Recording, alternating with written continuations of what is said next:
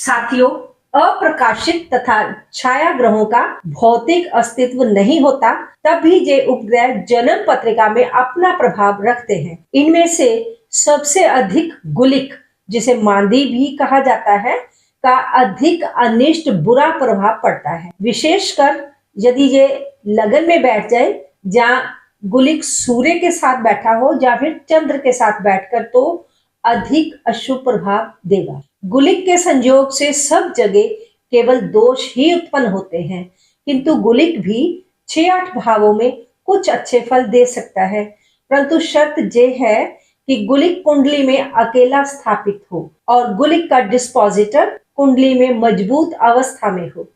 राम राम साथियों, कैसे हैं आप? मेरा नाम वीना कपिल है। ज्योतिष क्योरी चैनल पर आपका हार्दिक स्वागत करती हूँ। साथियों, अब तक हमने धूम, व्यतिपात, परिधि, इंद्रचाप और उपकेतु का कुंडली के 12 भावों में फल जाना था। हर बार की तरह इस बार भी ये वीडियो बहुत ज्ञानवर्धक रहेगा। आज हम जानेंगे कि गुलिक किस ग्रह के साथ हो तो जातक पर कैसा प्रभाव डालेगा। गुलिका के बुरे प्रभाव को दूर करने के क्या उपाय रहेंगे, आज आप इसके बारे में भी जान पाएंगे। गुलिक का प्रभाव समझने से पहले एक नियम 12 के 12 भावों पर आप अवश्य लागू करें कि जिस भी भाव में गुलिक है, उस भाव का स्वामी कुंडली में कहीं नीच तो नहीं, या फिर वो स्वयं ही कहीं अस्त तो नहीं हो गया, या वो अंशों में कमजोर तो नहीं, कहीं डिस्पोजिटर पाप कर्तृ योग में तो नहीं। राहु, केतु, शनि, मंगल ये पापी ग्रह हैं। इन ग्रहों से कहीं पीड़ित तो नहीं, या किसी अन्य वजह से कमजोर तो नहीं हो रहा। यदि भावेश कमजोर हुआ तो गुलिक का प्रभाव और उसकी नेगेटिविटी और भी ज्यादा बढ़ जाएगी। यदि उस भाव का स्वामी बली हुआ, तब गुलिक कुछ नहीं कर पाएगा। गुलिक पर राहु, केतु, शनि, मंगल इत्यादि ग्रहों का जितना अधिक प्रभाव होगा, गुलिक का उतना ही अधिक नेगेटिव प्रभाव जातक पर पड़ेगा। विशेष तौर पर शनि की दृष्टि गुलिक पर नहीं पड़नी चाहिए। जिस भाव में गुलिक के अच्छे प्रभाव कहे गए हैं, वहां भी यदि शनि की दृष्टि पड़ जाए तो फल खराब हो जाते हैं। केवल जिस राशि में गुलिक है, वह राशि स्वामी ही नहीं, बल्कि गुलिक से 7वें भाव में जो राशि होगी, उस राशि का स्वामी भी अपनी दशा अंतर्दशा में जातक पर बहुत बुरा प्रभाव डालेगा। गुलिक या मांदी को तीसरे, छठे, 10वें और एकादश भावों में कुछ अच्छा माना गया है। छठे और 11वें भाव में गुलिक काफी अच्छा फल प्रदान करता है, चाहे बाकी भावों में गुलिक का प्रभाव शनि के जैसा ही रहेगा, क्योंकि गुलिक शनि का ही अशुभ प्रभाव है। यही कारण है कि शनि की दृष्टि गुलिक को और भी अधिक अशुभ कर देती है। पराशर ऋषि का कहना है कि यदि किसी भाव का फल शुभ हो तथा उस भाव का फल उपग्रह की वजह के कारण भी शुभ हो, तो वह भाव अति शुभ फल देता है। दूसरी स्थिति तब बनेगी जब भाव का फल तो शुभ आ रहा होगा, किंतु उपग्रह का फल अशुभ होगा, तब जातक को मध्यम फल मिलेंगे। तीसरी स्थिति तब बनती है जब दोनों भी तरफ से अशुभ प्रभाव आए, तो महा अशुभ फल प्राप्त होगा। किस ग्रह के साथ गुलिक रहे तो क्या फल मिलेगा, अब हम इस पर चर्चा करेंगे। गुलिक यदि सूर्य के साथ होगा तो पिता की आयु का हरण करेगा, पिता का स्वास्थ्य खराब करता है, पिता के साथ संबंधों में खराबी लाता है। गुलिक सूर्य के साथ होने पर यदि शनिदेव की दृष्टि हो गई, तब पिता लंबी बीमारी के बाद मृत्यु को प्राप्त करता है। अब जानेंगे कि चंद्रमा के साथ जब गुलिक होगा तो क्या प्रभाव होगा। चंद्रमा के साथ गुलिक होगा तो माता के सुखों में सबसे अधिक कमी करेगा। मन, माता और धन, इन तीनों को गुलिक प्रभावित करता है। माता के साथ संबंधों को खराब करता है, माता के सुखों में कमी करता है। यदि गुलिक मंगल के साथ हुआ तो भाई के सुखों में कमी कर देगा।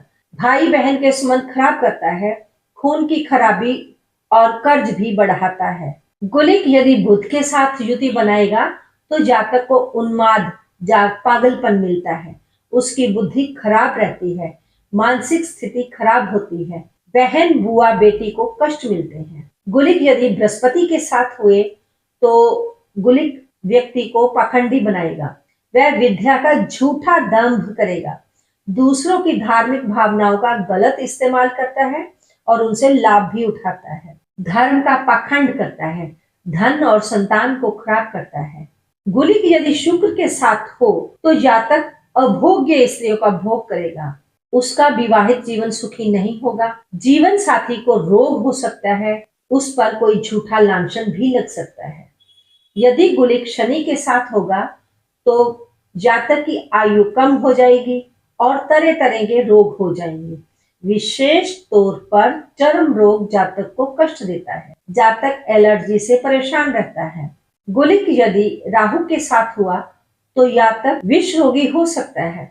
आजकल बैक्टीरिया और वायरस से होने वाले जितने भी रोग हैं उन्हें इस श्रेणी में रखा जा सकता है।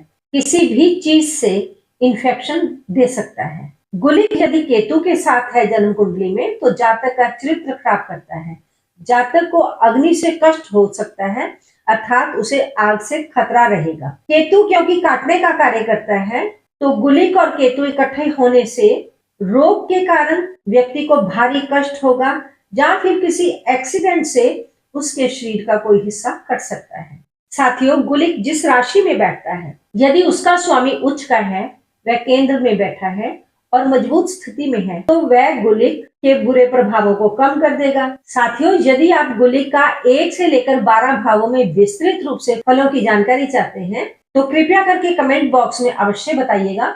गुलिक के लिए कुछ त्याज्य घटियां भी होती हैं, इनकी जानकारी होना अति आवश्यक है। यदि उन घटियों में किसी का जन्म हो जाए तो फिर चाहे कोई कुबेर के घर ही जन्म क्यों ना ले ले, तब भी धीरे धीरे निर्धन हो जाएगा। यदि आपको उनके बारे में भी जानकारी चाहिए तो अवश्य बताइएगा। आप यदि चैनल पर आज पहली बार आए हैं तो कृपया चैनल को सब्सक्राइब कर लें और बेल आइकन को भी दबा दें। वीडियो पसंद आ रही है तो वीडियो को लाइक कर दें और शेयर अवश्य करें।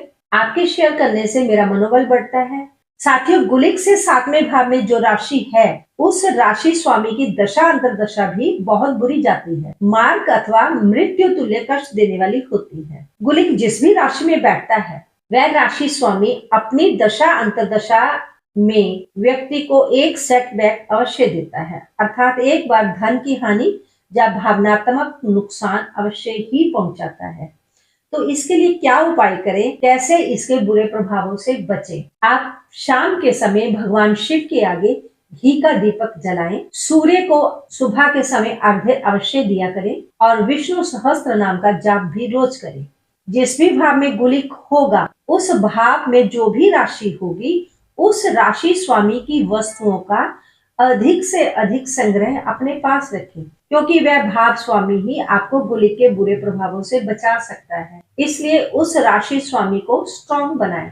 किंतु यहाँ एक बात बिल्कुल ध्यान रखने वाली है कि वह राशि स्वामी कुंडली के लगन के लिए मारक है जाकि कारक है। यदि कारक है तब ही उसे स्ट्रॉन्ग करना चाहिए, अन्यथा भगवान शिव की शरण में ही जाइए। आपको शनि की चीजों का अधिक से अधिक दान करना होगा, चाहे गुलिक कैसे भी भाव में बैठा हो। आज के लिए तो बस इतना ही।